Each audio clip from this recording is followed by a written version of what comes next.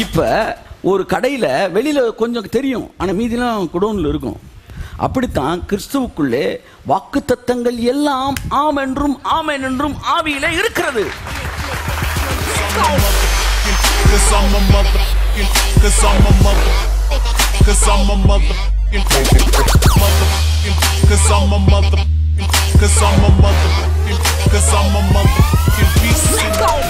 உங்களே நீங்கள் குறைத்து மதிப்பிடக்கூடாது. கிறிஸ்துவோடு கூட இணைக்கப்பட்டிருங்கள், அவர் சிந்தனையில் நிறைந்திருங்கள். இந்த அறிவு நமக்கு தேவை. அதைத்தான் நான் தொடர்ந்து பேச விரும்புகிறேன். ஒரு தொடர் செய்தி கொடுக்கலாம் என்று நான் விரும்புகிறேன். அறிந்து கொள்ள வேண்டியவைகள். ஆமென் சொல்லுங்க. ஓ, the things you must know. Hallelujah. Immature Christians are there. இவன் யாருன்னா 10 காசு கிடைக்கல 20 காசு கிடைக்கலன்றக்காக கூட ஐக்கியத்தை விடலாம், தேவனை விடலாம், மற்றவர்களை விடலாம். They are immature Christians. Immature Christians. அவங்க நினைத்தது போல் ஒன்று நடக்காவிட்டால் கூட தேவனை விடுவாங்க. அவங்க தேவன்னா கிள்ளுக்கிற மாதிரி, ஐக்கியம்னா கிள்ளுக்கிற மாதிரி. திடீர்னு தூக்கி எறிவாங்க, திடீர்னு அட்டாச் ஆவாங்க. எல்லாம் நடந்து அட்டாச் ஆவாங்க, நடக்கலைன்னா தூக்கி எறிவாங்க. They are immature Christians. They are not sinners. அவங்க பாவிகள் அல்ல, அவர்கள் முதிர்ச்சியற்றவர்கள். காலம் வரும்போது முதிர்ச்சி ஆயிடுவாங்க. அல்லையா சொல்லுங்கள். அவ்வளோதான். நம்ம யாரையும் ஜட்ஜ் பண்ணோம், அப்படியே போயிட்டு இருக்கணும். கர்த்தர் ஆசீர்வதிப்பார். ஹல்லேலூயா. ஓகே, நீங்கள் அறிந்து கொள்ள வேண்டியவைகள். அதாவது ரட்சிக்கப்பட்டுட்டோம். நல்லா தெரிஞ்சுங்க. நீங்கள் என்ன செஞ்சிட்டீங்க? ரட்சிக்கப்பட்டீங்க, கிறிஸ்துவுக்குள்ளே வந்துட்டீங்க. இயேசுவின் இரத்தத்தினால உங்கள் பாவங்கள் மன்னிக்கப்பட்டிருக்கு, கழுவப்பட்டிருக்கு. நீங்கள் இன் கிரைஸ்ட் பெர்ஃபெக்டாகவே இருக்கிறீங்க. ஏன்னா இது நம்ப முடியல நம்மளால். அதான் அவருடைய கிரயம். சில நேரம் என்னால் நம்ப முடியாது. அப்போ என் கிரயத்தை நீ யோசித்தினா நீ எவ்வளோ பெரிய ஆளுன்னு உனக்கு தெரிஞ்சிருந்தார்.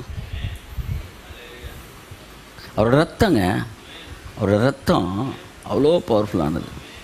இந்த அறிவு உங்களுக்கு வந்துச்சுன்னா உங்களுக்கு எல்லாம் வந்துடும். ஆவியான் எனக்கு பேசினார். அதாவது ஏவாள் செஞ்சது விபச்சாரம் அல்ல, வேசித்தனம் இல்லை, கொலை அல்ல, களவு அல்ல, பாவம் எதுவுமே கிடையாது. அந்த விருட்சத்தின் கனியை புசித்தது. அந்த விருட்சம் என்ன விருட்சமா? நன்மை தீமை அறியத்தக்கது. the knowledge அதுதான். அந்த அந்த ஃப்ரூட்டோட பேர் என்ன ஃப்ரூட்டு? Knowledge fruit. எல்லாம் சொல்லுங்க. அப்போ ப்ராப்ளம் எதுதான்?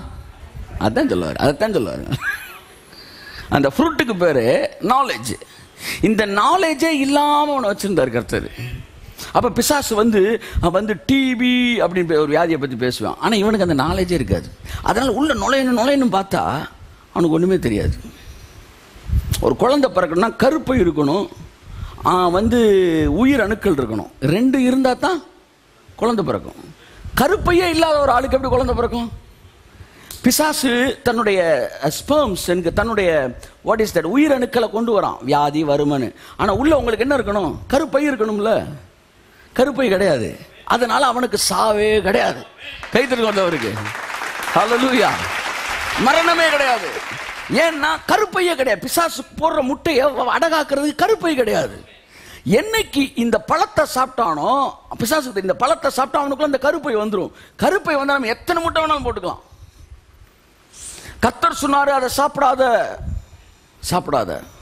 நீ அதை தெரியாமல் இருக்கிற வரைக்கும், நாலேஜ்னு ஒன்று இல்லாத வரைக்கும் நீ ராஜா தாண்டானார். ஆனால் அவன் சாப்பிட்டோன்னா அவனுக்குள்ள ஒரு கருப்பை அழகாக உருவாச்சு. இந்த கருப்பை உருவான உடனே பிசாசு சொல்கிற ஒவ்வொரு வார்த்தையும் மெடிடேட் பண்ண ஆரம்பித்தான். ஒரு குழந்தை உடனே பிறந்துருமா? பிறக்காது.